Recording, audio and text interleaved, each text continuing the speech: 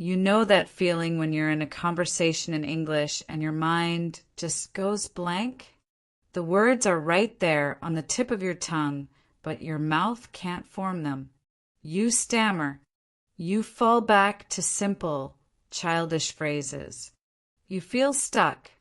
Well, what if I told you that in the next few minutes, you'll discover the single biggest secret to breaking through that wall forever?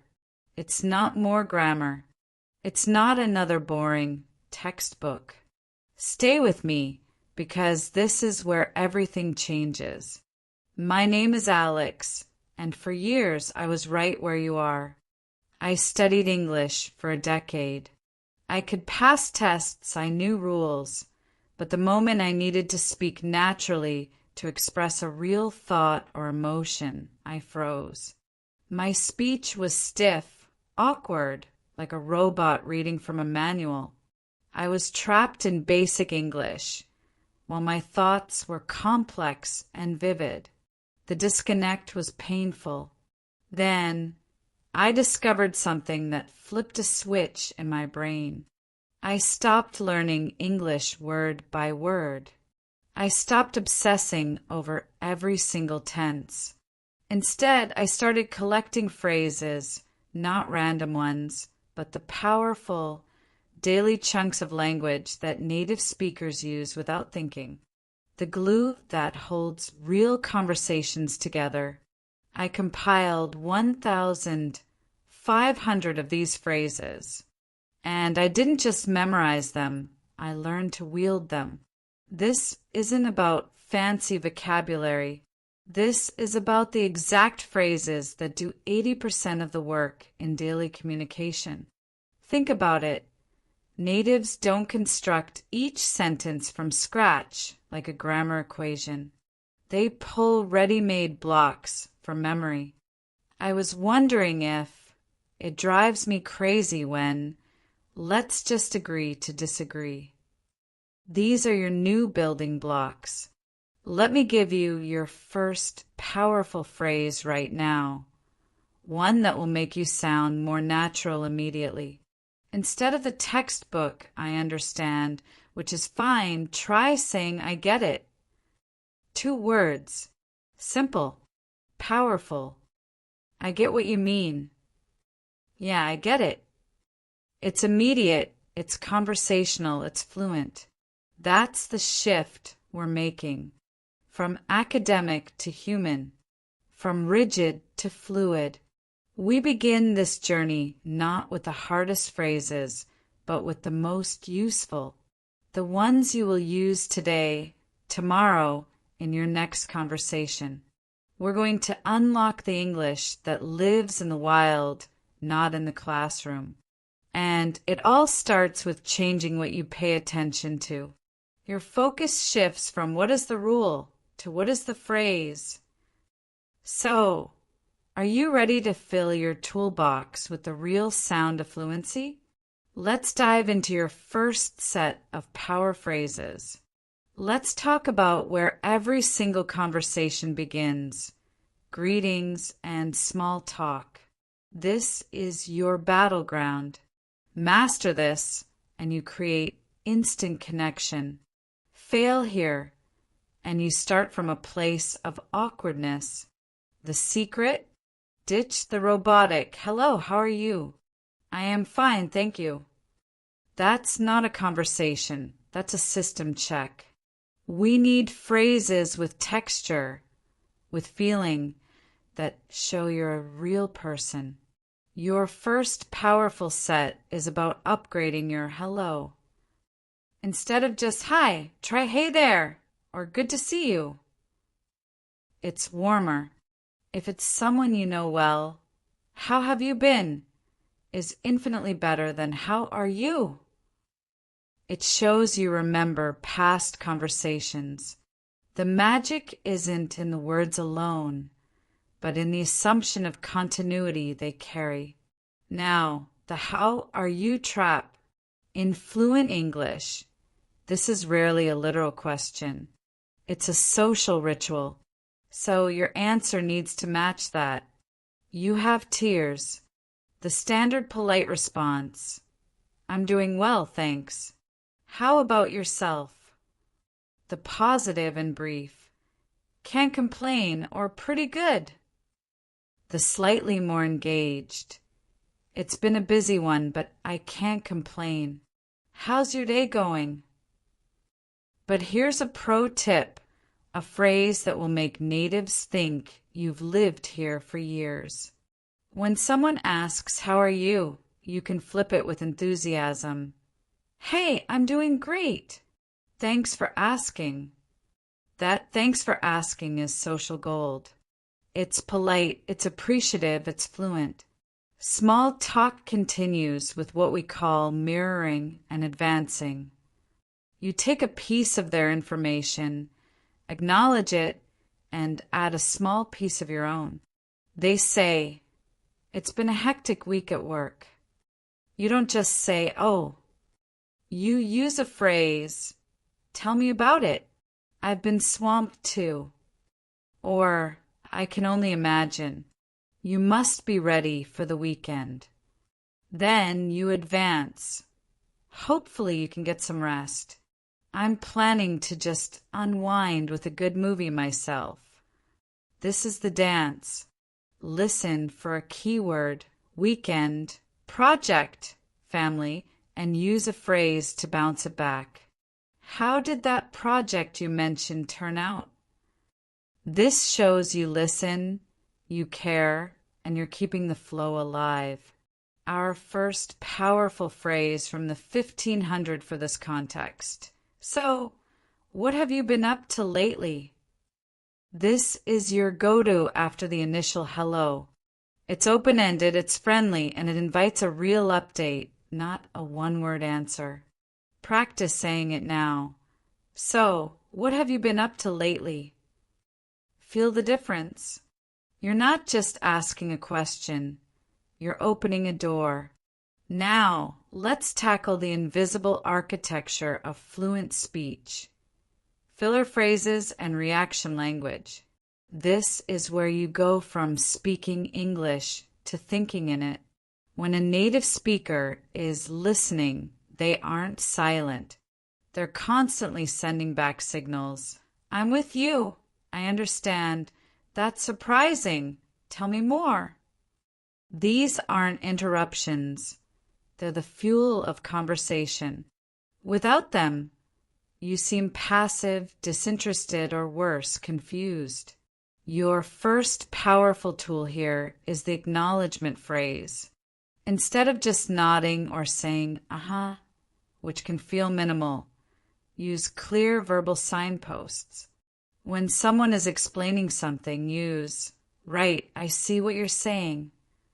Or, okay, that makes sense. It's active listening translated into English. It proves you're on the same page. Next, the show interest phrases. These prompt the other person to continue and share more. They are magical. Try, wow, really, with a genuine tone. Or, that's so interesting. How did that happen? Another great one is the simple, and then what happened? These phrases are conversation engines. You don't need to come up with a new question. You just gently nudge the story forward. But what about when you need a moment to think? This is critical. Silence can feel heavy. So you use what I call by-time phrases. Forget the nervous, instead on your pause. Say, that's a good question. Let me think about that for a second. Or, well, to be honest, I'd have to say these phrases frame your pause as thoughtful consideration, not a lack of knowledge. They give you 5 seconds to organize your thoughts while sounding completely fluent. Now for reactions. When you hear something surprising, don't just say, oh. Say, no way, or you're kidding me, or I can't believe it. When you hear something good, that's fantastic, or good for you. When you hear something unfortunate, "Oh, no, that's terrible," or "I'm so sorry to hear that." Here is your power phrase from this section. It's a buy-time phrase that works for almost any opinion question. Say it with me. I've never really thought about it like that before. But I suppose this phrase is a powerhouse. It shows you're engaged, it's humble, it buys you time, and it gracefully introduces your opinion. Practice it. Make it yours. Moving beyond reactions, we arrive at the heart of real conversation, expressing your opinions and ideas. This is where many learners freeze. They worry about being wrong, about grammar mistakes, or about offending someone. So they stay silent. But silence is the enemy of fluency. The goal isn't to be perfect, it's to be understood. And to do that, you need phrases that let you plant your flag in the conversation softly or boldly, depending on the situation. Think of your opinion phrases as tools with different strengths. You have softeners, neutral statements, and strong affirmations. Knowing which to use is a superpower. Let's start with softeners. These are essential for polite or uncertain situations. Instead of a blunt "that's wrong," you say, "I see your point, but I think I look at it a little differently." Or, "That's one way to see it. Personally, I tend to think that." Another invaluable one, "I'm not an expert, but from my experience." Then you have your neutral, clear opinion starters. These are your workhorses. "In my opinion" is classic, but let's expand. Try "from where I stand" or "the way I see it."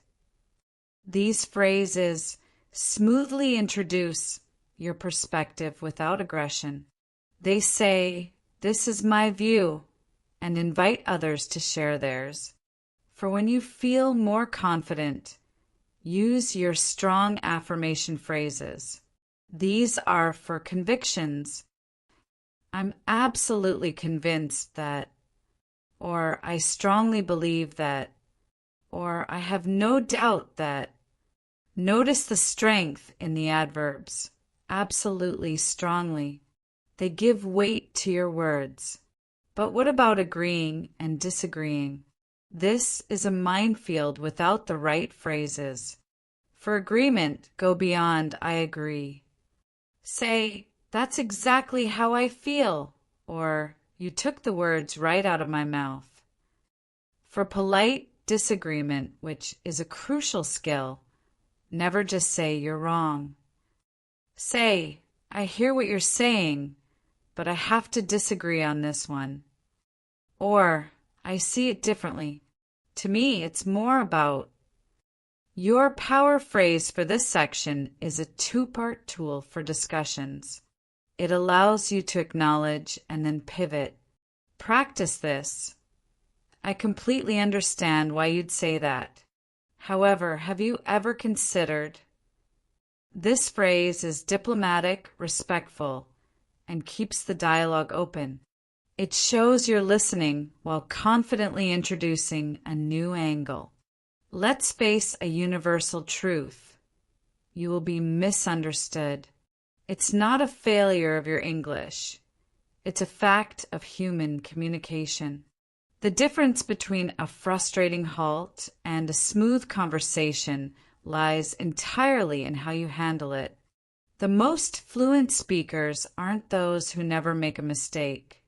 They're the ones who have a toolbox of phrases to instantly clarify, rephrase, and get back on track. This skill turns awkward moments into demonstrations of confidence. The first set of phrases is for when you don't understand. This is critical. Never pretend you understand. Instead, master the art of asking for clarification gracefully. Ditch the panicked "what?" Instead, Use phrases that put the responsibility on your listening, not their speaking. Try, "Sorry, I think I missed that. Could you say that again?" Or, "I'm not sure I follow. Could you back up a little?" The most powerful one. So, just to make sure I'm understanding correctly, you're saying that? This last one is magic because it paraphrases their point, proving you're engaged and just need precision. Now, for when they don't understand you. Your idea isn't landing. You see a blank stare. Don't just repeat the same words louder. Rephrase. Use introductory phrases that signal a shift in explanation. Start with, "Let me put it another way," or perhaps a better way to say it is, or in other words. These phrases give you a clean slate to try a different angle, often simpler, often with a concrete example. Then there's checking for understanding as you go. This is a pro move. When explaining something complex, sprinkle in, "Does that make sense so far?" Or, "Am I explaining this clearly?"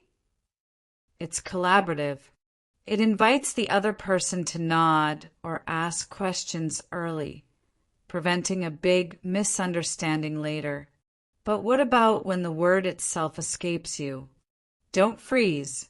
Describe it. Use the phrase, "What's the word for when you?" Or, "It's on the tip of my tongue." It's like, This turns a vocabulary gap into a fun, collaborative moment. Often, the other person will help you find it, and you'll remember it forever. Your power phrase for this section is your go-to for any communication breakdown. It's humble, clear, and effective. Say it with me. "Okay, I think we're talking past each other a bit. Let me try to rephrase my main point."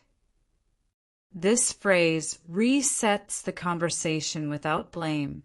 It says, "Let's solve this together," and it positions you as a clear communicator. Now, let's unlock one of the most human things we do, telling a story. Sharing an anecdote is how we connect, entertain, and make our experiences real to others. In English, fluent storytelling isn't about perfect past tenses. It's about rhythm, suspense, and using key phrases that guide your listener through the journey. Think of these phrases as signposts on a road. They tell your listener, here's what kind of turn is coming next, so they can relax and enjoy the ride. The first set of phrases sets the scene. Don't just jump in with facts. Set the stage.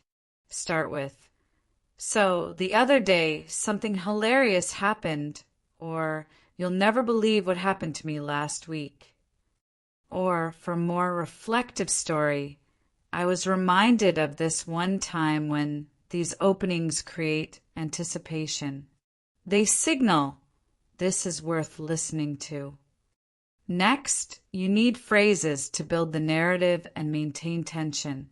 This is where you use connectors that are more vibrant than and then. Instead try, "So anyway, there I was," or, "As you can imagine, I was completely stunned," to build up to a key moment. "And just when I thought it couldn't get any stranger." Or, "Little did I know," these phrases create a natural flow and keep your listener hooked. Then comes the crucial part, revealing the point or the punchline. This is the payoff. Use phrases that highlight it. So in the end, it turned out that, or the funny thing was, or, and the moral of the story is, if it's an embarrassing story, you can say, "I was so embarrassed, but looking back, it was priceless." Finally, you need a conclusion that ties it back to the present or to your listener. This closes the loop. Try, "So ever since then, I've always," or, "That's why I'm a bit wary of," or even a simple, "And that's my story." You can also turn it back to them. "Remind me to tell you the full story sometime." Anyway, have you ever had something like that happen to you? Your power phrase for this section is your ultimate story starter. It's versatile, intriguing, and works for any occasion. Practice saying it with a smile. Let me tell you a quick story that perfectly illustrates what I mean. This phrase is powerful because it promises value and relevance. It tells your listener your story has a point connected to your conversation. It commands attention and gives you a clear path to begin. Let's talk about a skill that feels vulnerable but is the hallmark of a confident communicator: making requests and asking for favors. Many learners shy away from this. They worry about being rude, imposing, or getting a no. So they either don't ask and struggle silently, or they ask in a way that's so indirect and mumbled it gets ignored. Fluency here isn't just about words. It's about understanding the social dance of asking and receiving. It's about giving the other person an easy way to say yes. The foundation is the direct, polite request. This is for everyday situations where the favor is small. The magic words are "could you" and "would you mind?" Notice the difference. "Can you pass the salt?" is fine, but "could you pass the salt, please?" is softer, more polite. "Would you mind sending me that file?" is even better. It literally asks about their mind, their willingness. The expected response to "would you mind" is "no, not at all," meaning "no, I don't mind doing it." Then we have the indirect request, used when you need something bigger or don't want to assume. This uses tentative language.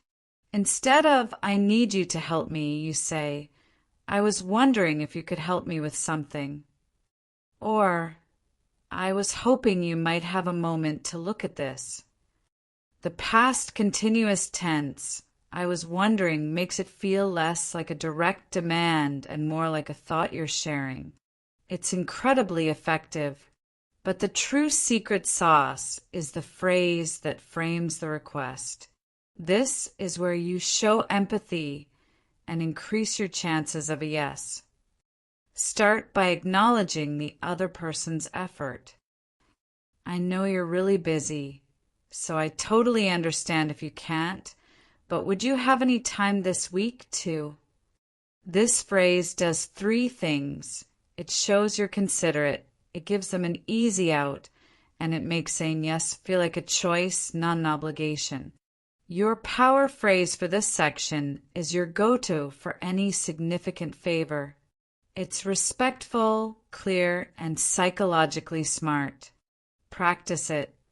"I have a bit of a favor to ask, and please feel free to say no. I completely understand, but I was hoping you might be able to." This phrase disarms any potential awkwardness. It establishes permission to refuse up front, which ironically makes people more inclined to help. It transforms a request from a transaction into a collaborative moment.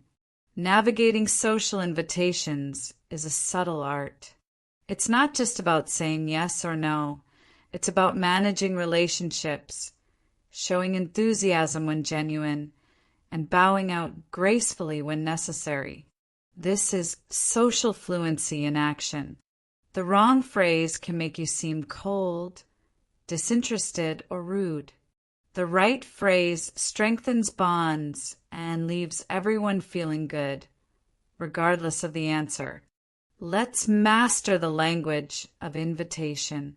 First, the enthusiastic yes. This is about matching your words to your feeling. Don't just say, "Okay." That's flat. If you're genuinely excited, let it show. Use phrases like, "I'd love to," or "That sounds amazing, count me in," or "What a great idea." I'm definitely free then. Add a reason for your enthusiasm. I've been wanting to try that place for ages. This energy is contagious and makes the person inviting you feel fantastic. But what about when you want to accept but need details or have a minor condition? This is the tentative yes. Use phrases that confirm your interest while locking in logistics. That works for me. Just to confirm, is it at 7? Or, I would really like that. Let me just double check my calendar and get back to you this afternoon. Or, I'm pretty sure I can make it. Can I give you a final confirmation tomorrow? This shows you're responsible and keen. Now, the delicate part, declining. A blunt "no, I can't" can sting. The goal is to decline the invitation, not the relationship. This requires a 3-part structure. Appreciation.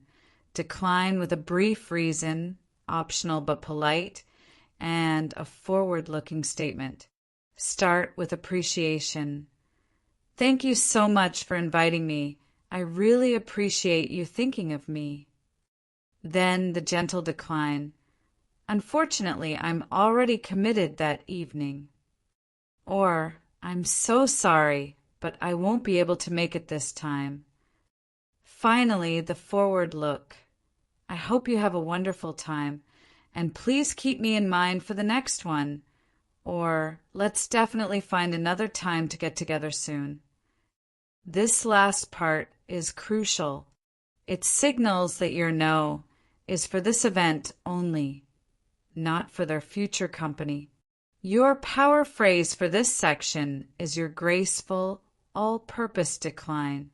It's honest, polite, and relationship positive. Practice it.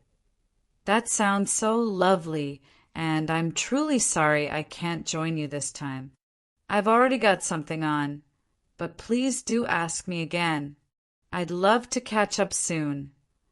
This phrase protects the connection and leaves the door wide open for future invitations. Giving advice or making a suggestion is a linguistic tightrope. Do it poorly and you sound pushy, arrogant, or like you're talking down to someone. Do it well, and you become a trusted source of insight, a collaborative problem solver. The key lies in phrases that frame your idea as an offering, not a command. This is about empowering the other person to choose, while clearly laying out a valuable option. We start with the softest suggestions, the ones that gently plant seed. These use tentative language and are perfect when you're unsure or when the relationship is new. The classic is, "You could always try," or "one thing you might consider is."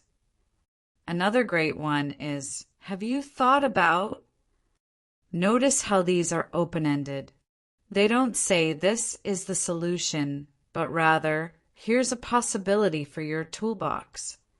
Next, we have collaborative suggestions. These position you as a partner. Use phrases that include yourself. What if we tried, or maybe we could look at it from a different angle.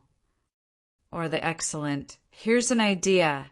How about we? These are incredibly effective because they use we, which builds a team mentality and makes the suggestion feel less like criticism and more like shared brainstorming. For when you feel more confident in your advice, but still want to avoid sounding dictatorial, use recommendation phrases. These are stronger but still respectful.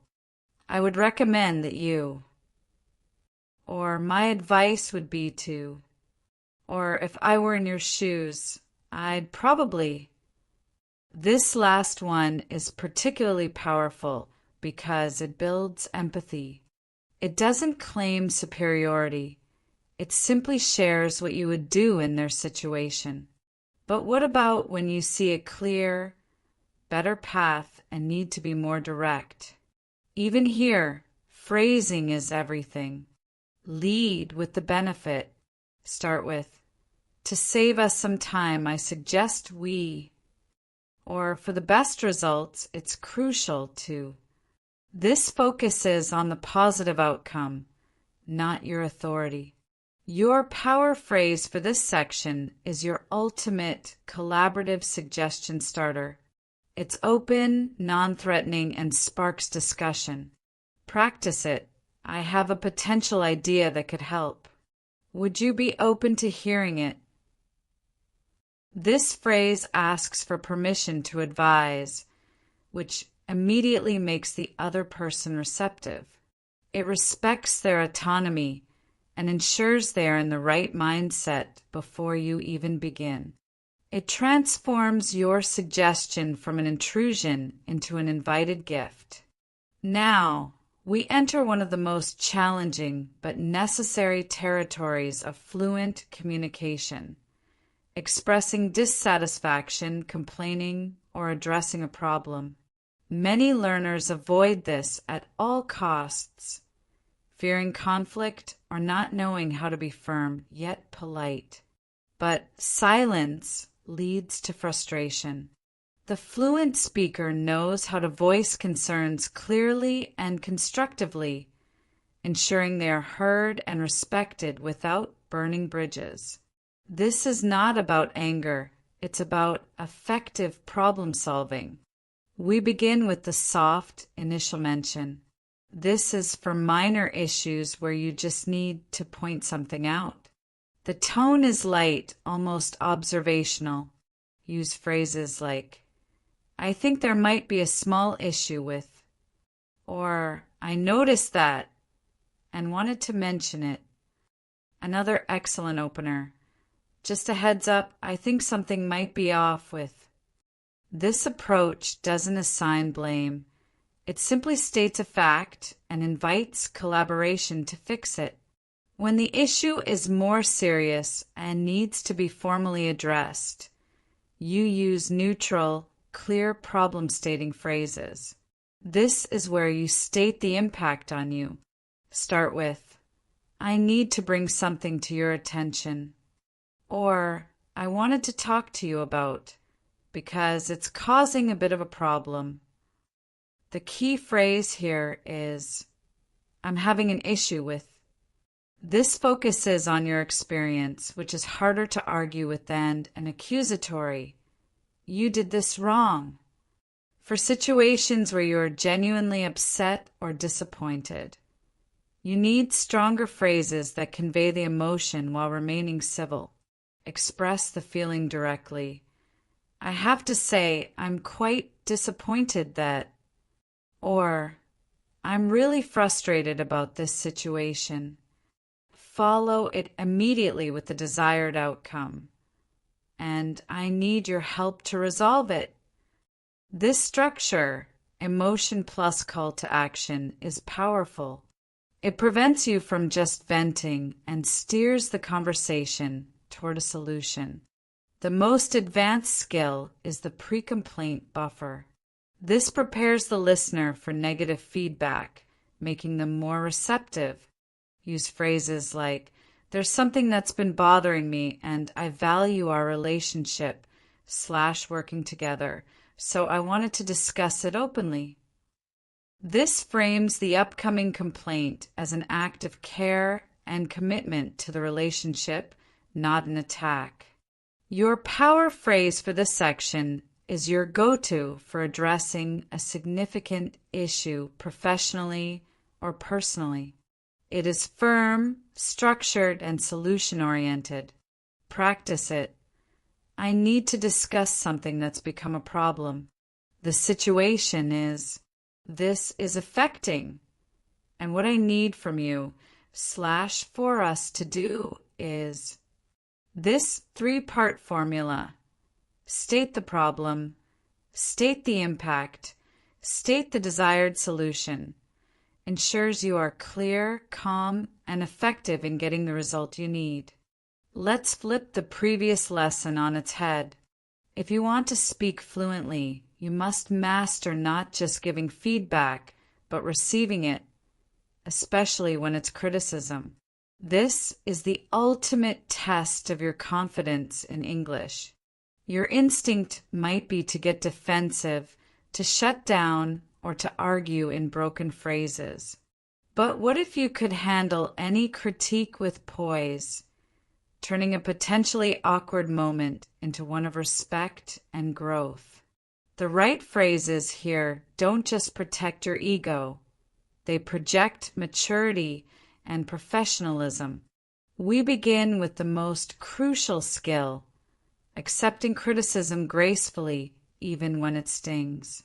Your first reaction must be to listen completely without interrupting. Then use acknowledgement phrases that validate the other person's perspective without necessarily admitting fault. The simplest and most powerful. Thank you for sharing that with me. It's disarming. Follow with, I appreciate you bringing this to my attention. This shows you see the feedback as a gift, not an attack. When the criticism is valid and you need to apologize, move beyond the basic "I'm sorry." Use phrases that take ownership and state the fix. You're right, and I apologize for that. It won't happen again. Or, I see what you mean. That was my mistake, and I'll make sure to correct it. The combination of acknowledgement, apology, and action plan is unstoppable. It converts criticism into a solved problem. But what if you need clarification? You must understand the feedback fully before you respond. Ask probing questions with neutral phrases. Could you give me a specific example so I can understand better? Or when you say repeat their word, what does that look like to you? This shows you're engaged in understanding, not just reacting. Now, for the delicate situation where you may disagree with the critique. You cannot dismiss it outright. Instead, use phrases that respectfully present your perspective. I hear what you're saying. From my point of view, the situation was a bit different. May I explain my reasoning? This keeps the dialogue open and positions you as thoughtful, not defiant. Your power phrase for this section is your all-purpose shield and tool for receiving hard feedback. It allows you to pause, absorb, and respond professionally. Practice it. Thank you for that feedback. I need to process it for a moment, but I genuinely appreciate your honesty, and I want to understand fully. This phrase gives you crucial thinking time, shows gratitude, and commits to resolution, all in one graceful move. Imagine you're in a lively discussion. Ideas are flying. To be fluent, you can't just state your own views. You must engage dynamically with others' ideas. This is the dance of agreement, disagreement, and negotiation. It's where conversations become interesting, where relationships are built or strained. Mastering this layer means you stop being a spectator and become a true participant, able to navigate the current of any discussion with grace and impact. Let's start with strong agreement, which is about adding energy, not just echoing. Don't just say, I agree. Amplify it. Say, I couldn't agree more. Or, you've hit the nail on the head. Or, that's exactly what I was thinking. To show your agreement is based on experience, say, you're absolutely right. I've found that to be true as well. This turns agreement into a connection point. But real fluency shines in disagreement.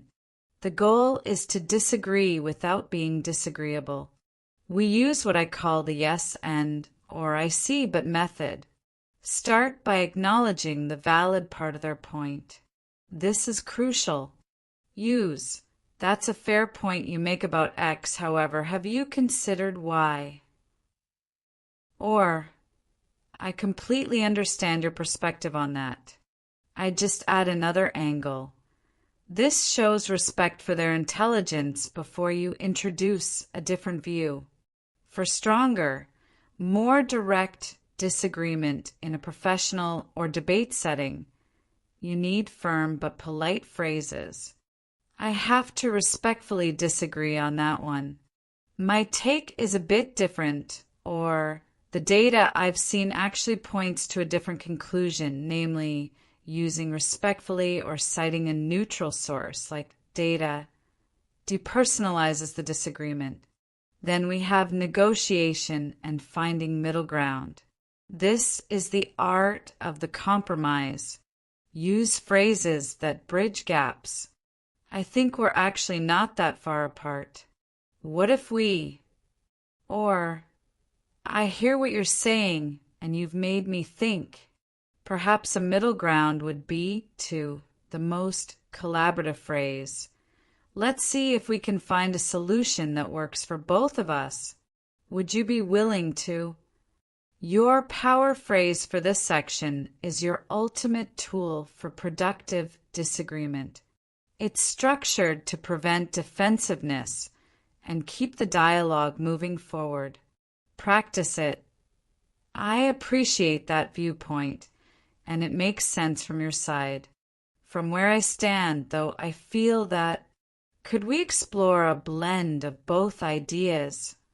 This phrase validates, states your position softly using "I feel," and immediately pivots to collaborative problem solving. It turns a potential argument into a partnership. The workplace is a universe of its own, with a distinct dialect of English. Here, fluency isn't just about social ease. It's about professional credibility, clarity, and collaboration. Misunderstandings here can have real consequences, but with the right phrases, you can project competence, navigate complex projects, and build strong professional relationships. Let's equip you for the modern workplace, from the meeting room to the virtual chat. We begin with the cornerstone of professional communication, contributing to meetings. You need phrases that allow you to enter the conversation confidently. To add a point, use "if I could just jump in here," or "to build on what name said." To politely interrupt a necessary skill, say, "Sorry to interrupt, but I think that ties into an important point about." When you want to present an idea, frame it as, "One option we might consider is," or "From a logistical standpoint, I'd suggest." Asking for clarification is vital. Never leave a meeting unsure. Ask, "Just to make sure I'm on the same page, could you clarify what you mean by," or "when you say the deadline is flexible, what's the latest you'd be comfortable with?" This shows diligence, not weakness. Now, for emails and virtual communication. Opening an email request. "I'm writing to follow up on," or "Could you please provide some clarification regarding," for delegating or assigning tasks. Name, "When you have a moment, could you please take care of." The phrase "take care of" is softer and more professional than "do this." Handling delays or problems professionally is where you earn trust. Don't hide. Proactively communicate. "I'm running a bit behind on task. I anticipate having it to you by new time." Or, "We've encountered a slight hurdle with X. I'm working on a solution and will update you by end of day." Your power phrase for this section is your ultimate meeting contribution starter. It shows strategic thinking and respect for the discussion's flow. Practice it. If I can zoom out for a moment, I think the core issue we're trying to solve is, therefore, I'd propose we focus our efforts on. This phrase demonstrates you see the big picture, you're synthesizing the talk, and you're guiding the group toward actionable steps. It marks you as a leader. Let's confront the single biggest psychological barrier to fluency, the fear of making mistakes. This fear is a silent killer of progress. It makes you hesitate, overthink, and stay silent. But here is the truth that every fluent speaker knows. Mistakes are not your enemy. They are your most valuable teachers. The goal is not to speak perfectly. The goal is to communicate effectively, and that means developing a healthy, even playful, relationship with your own errors. The phrases we learn here are your psychological armor. First, you need phrases for the moment you catch your own mistake. This turns an error into a demonstration of awareness. Simply laugh lightly and say, "Oops, what I meant to say was," or "let me rephrase that," or the more casual, "scratch that, I meant." This shows you're monitoring your own speech and can self-correct, which is a high-level skill. It's far more impressive than never making a mistake. When someone else corrects you, your reaction is everything. Never get defensive. Thank them. The golden phrase, "Oh, thank you for correcting me. I appreciate it." Or, right? "Good catch. Thanks."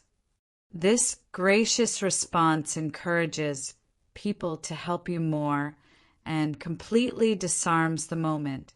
It shows supreme confidence. But what about when you're struggling to find any word at all? You need phrases to name the struggle and ask for help. Instead of panicking, say, "I'm having a brain freeze. The word is on the tip of my tongue." Or, "My English is failing me right now." How do you say describe the word? By naming the problem, you take control of it. You make your listener an ally in your search for the word.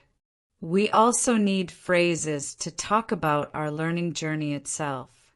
When you want to explain why you might be slow or careful, say, "I'm still getting the hang of this, so bear with me." Or, "Please feel free to speak naturally. I might ask you to slow down if I need to." This sets expectations and gives you permission to be a learner. Your power phrase for this section is your mantra for resilience. It's what you say to yourself and to others when the fear strikes. Practice it. "I'm not afraid of making mistakes anymore. I see each one as a step closer to fluency. So I'm just going for it." This phrase embodies the growth mindset. It transforms your relationship with error from one of shame to one of curiosity and progress. It is the key to unlocking fearless speaking. Mastering the telephone in a second language is a unique test of fluency. Without body language or visual cues, every word and intonation carries the full weight of your message. That ringing sound can spike anxiety. But what if you had a set of reliable phrases that made every call, from a business inquiry to a doctor's appointment, feel routine and controlled? This is about projecting confidence when you're feeling most vulnerable. Let's start with the opening gambit. When you make a call, after the person answers, don't just state your name. Use a standard, clear greeting. "Hello, this is your name calling. I'm hoping you can help me with something."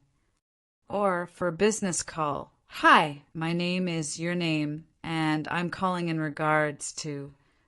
This immediately establishes who you are and the call's purpose. The next critical skill is navigating automated systems or receptionists. You need to state your need concisely. Use, "I'd like to schedule an appointment, please." Or, "I need to speak to someone about my account." Or, "Could you direct me to the specific department, please?" If the connection is bad, don't shout, "Hello?" Say, "I'm afraid the line is quite bad. Could you repeat that?" When you need to put someone on hold or can't hear them, use polite, standard phrases. "Could you hold on for just one moment, please?" Or, "I'm sorry, I didn't catch that. Could you speak a little louder?" If you need to transfer information, use the spelling phrase. "Let me spell that for you to make sure it's correct. It's A as in alpha, B as in Bravo." This is professional and prevents errors. Ending a phone call smoothly is as important as starting it. Don't just hang up. Use closing phrases. "Thank you so much for your help. Have a good day." Or, "I appreciate your time. Goodbye." For confirming details. "So just to confirm, my appointment is on date at time." Perfect. Thank you. Your power phrase for this section is your ultimate tool for taking control of a difficult call, especially with customer service. It's calm, clear, and effective. Practice it. "I understand you're following a procedure, but I'm not getting the help I need. Could you please connect me with a supervisor or someone who has the authority to resolve this?" This phrase shows patience, identifies the block, and firmly escalates the issue to a solution, all while remaining perfectly polite. Moving beyond functional communication, we arrive at the beautiful core of why we learn a language: to connect, to make friends, to build relationships, to share our lives and understand others. This is where phrases become more than tools. They become bridges. The language of connection is warm, open, and slightly vulnerable. It's about showing your human side and inviting the other person to do the same. Let's move past transactional English into relational English. The first set of phrases is for showing genuine interest. This goes beyond "that's interesting." It involves digging deeper with empathetic curiosity. When someone shares something, use prompts like, "That must have been so exciting / challenging / rewarding for you." Or, "How did that experience make you feel?" Another powerful one is, "What was that like for you?" These phrases show you care about their internal experience, not just the external facts. Next, we have the art of finding common ground. This is the glue of new friendships. When you discover a shared interest, amplify it.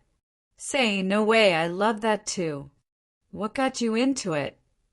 Or, "We have that in common." I also find that to build on a shared feeling, "I know exactly what you mean. I feel the same way when." To deepen a conversation, you need to share appropriately about yourself. This is called reciprocal disclosure. Use phrases that match their level of sharing.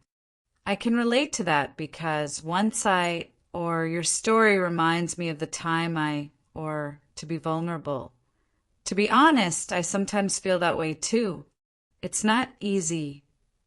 Expressing empathy and support is crucial for strong connections. Go beyond, I'm sorry. Try, that sounds really tough. I'm here for you. Or, I can imagine how frustrating that must be. The powerful phrase for celebration, I'm so happy for you. You must be so proud of yourself. Your power phrase for this section is the ultimate connection deepener.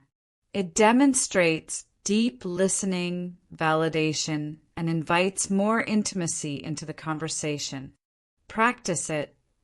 It sounds like that was a really meaningful experience for you. Thank you for sharing something so personal. This phrase acknowledges the emotional weight of what was shared and thanks them for their trust.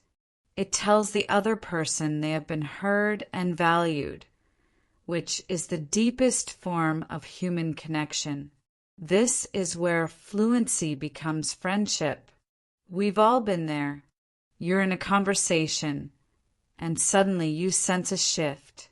Maybe you unintentionally offended someone, or a joke landed badly, or there's simply a strange tension in the air.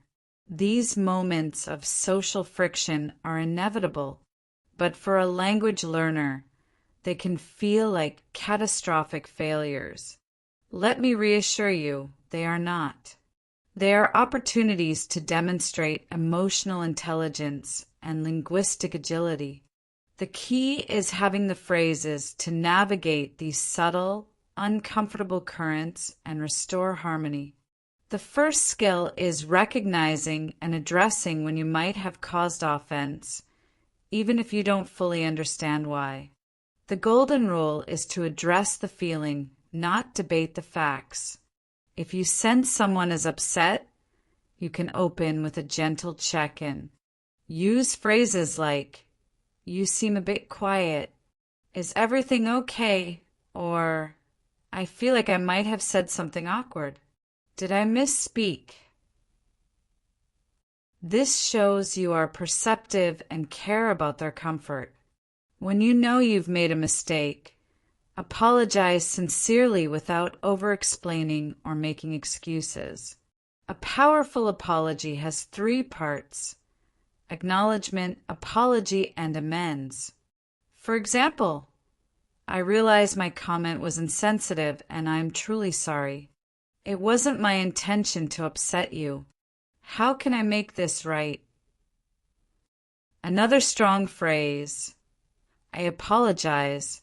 I spoke without thinking, and I can see how my words were hurtful.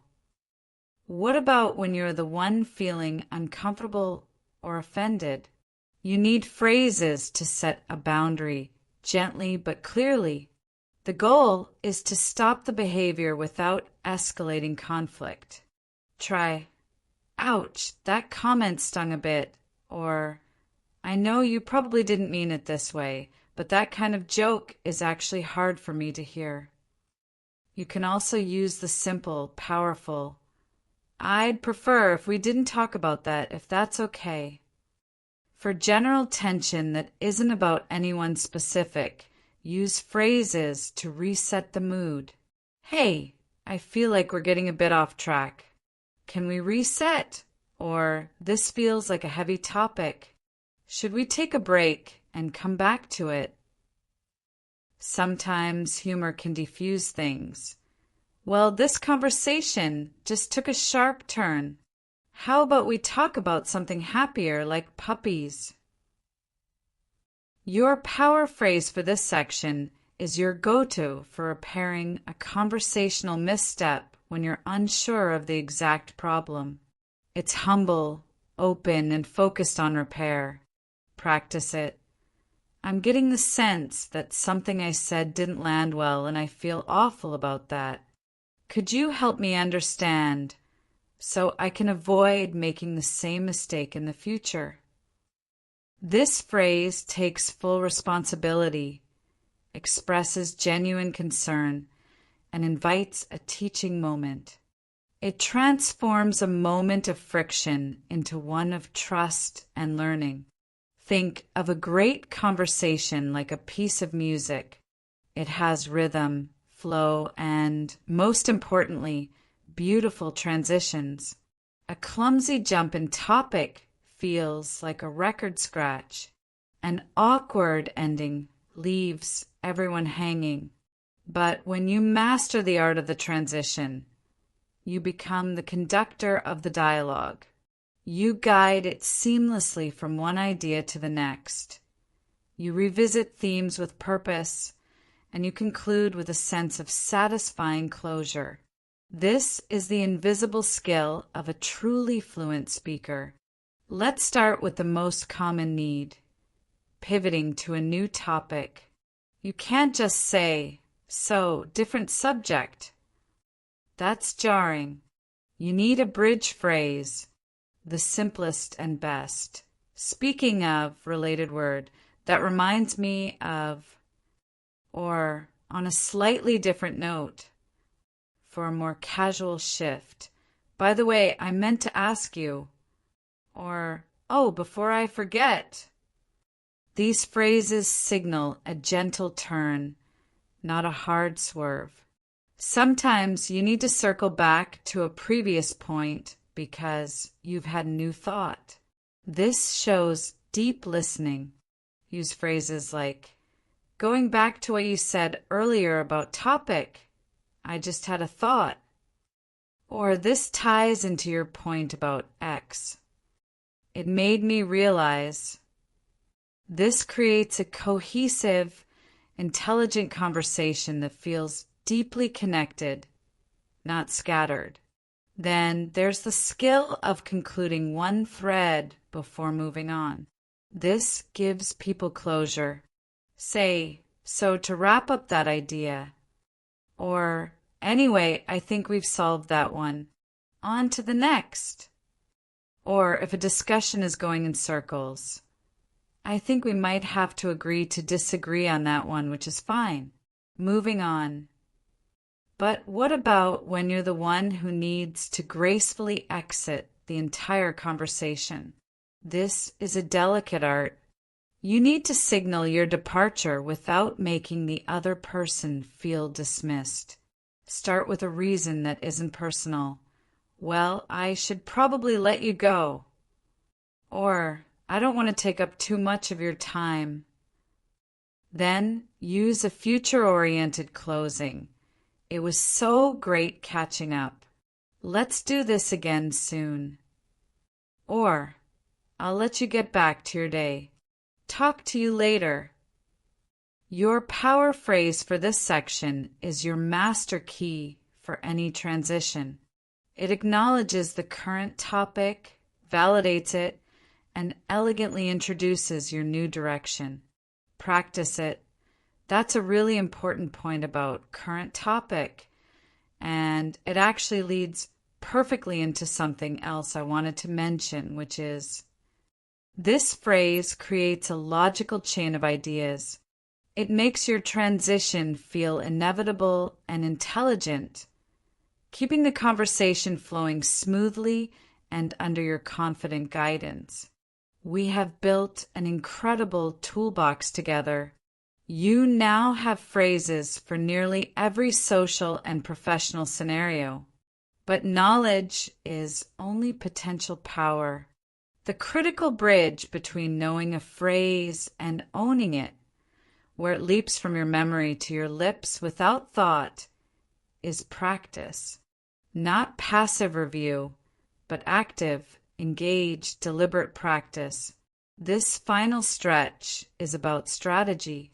How do you move these 1,500 phrases from your notes into your nervous system, making them a reflexive part of your English identity? First, you must shift from studying to simulating. Don't just read the phrases. You must hear them and say them aloud. Use the technique of shadowing. Find a short audio or video clip of a natural conversation. Listen to a sentence, pause, and immediately repeat it aloud, mimicking the speaker's intonation, rhythm, and speed as closely as possible. This trains your mouth and your ear simultaneously. It builds the muscle memory for fluency. Next, implement the one phrase a day challenge with a twist. Each day, choose just one powerful phrase from our list. Your mission is to use it intentionally in a real conversation, written or spoken, before the day ends. It could be in a work chat, an email, a social media comment, or talking to a friend. The act of consciously deploying it once cements it far more than reading it 50 times. The pressure to use it today forces your brain into application mode. Create situational drills. Don't practice random phrases. Group them by scenario as we have.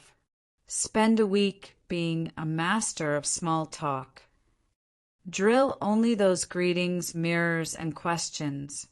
Live in that mental space. The next week, become a conflict resolution pro.